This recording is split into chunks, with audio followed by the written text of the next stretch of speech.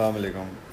अच्छा यार देखें, एक डेप्रिसिएशन में ये चीज़ भी आती है कि नॉन करंट एसेट की हमें कॉस्ट कैलकुलेट करनी है और दी हुई क्या है सवाल में नेट बुक वैल्यू।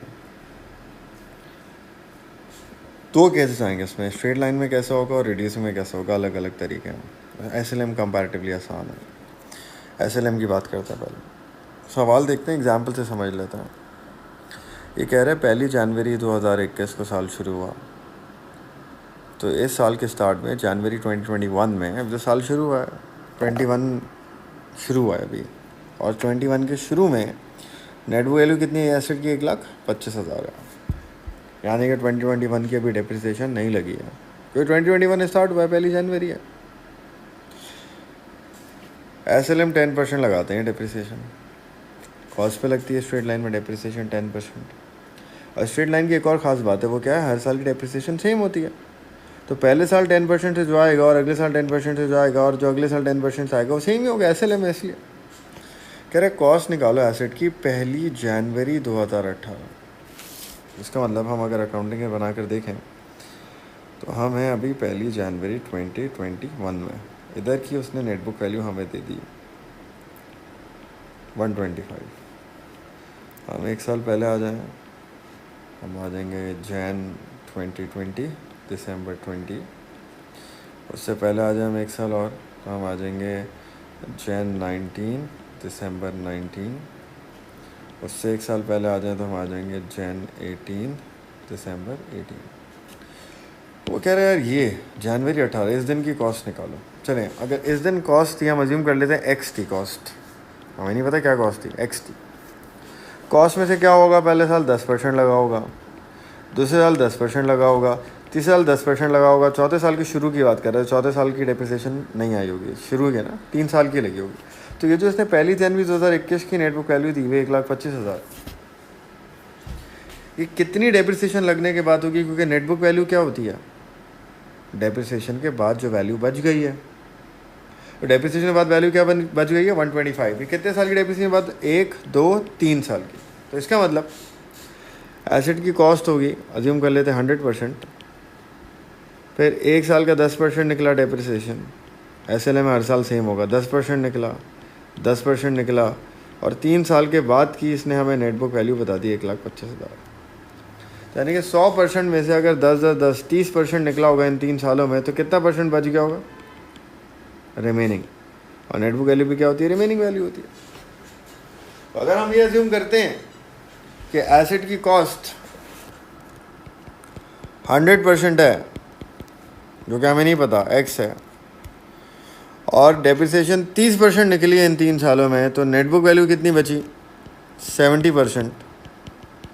सही ना, 30% डेप्रिसिएशन निकली तो नेटबुक वैल्यू परसेंटेज में कितनी बची, 70%। वो कितनी दी हुई, 1,00,000। तो नेटबुक वैल्यू जो 70% है वो 1,25 है, तो 100% कॉस्ट कितनी है, एक्स, इसको क्रॉस मल्टीप्लाई करके निकाल लेंगे, तो ये एक्स आ जाएगी कॉस्ट। कितना रहा यार, कैलकुलेट कर ले, मेरे पास अभी फ़िलहाल कैलकुलेटर नहीं है, अब तो कर लें कैलकुलेटर से। समझ में आई बात।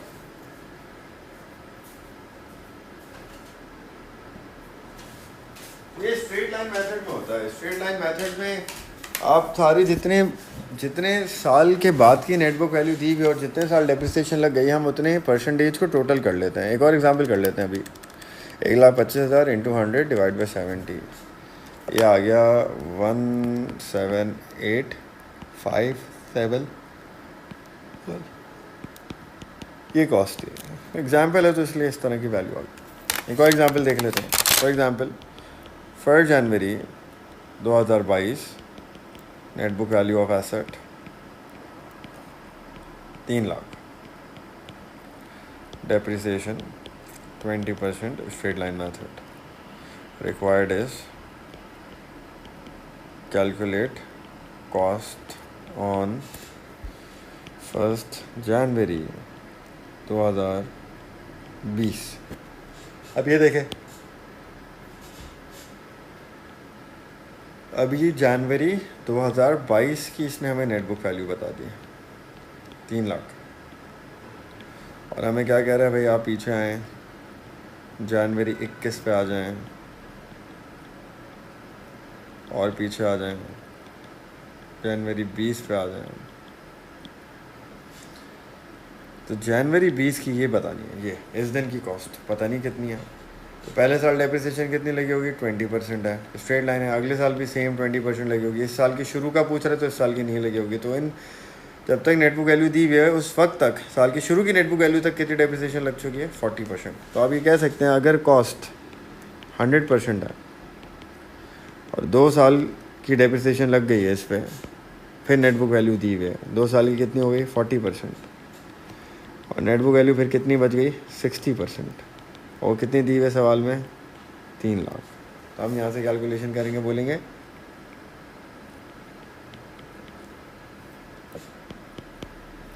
कि नेट बुक वैल्यू 60% है, 3 लाख, और कॉस्ट 100% कितनी हो जाएगी, x।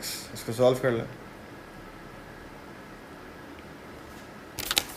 तो 3 लाख नेट बुक वैल्यू है डेप्रिसिएशन के बाद, यानी कि 60% है, multiply by 100 divide by 60, 5 lakh आ गई कॉस्ट।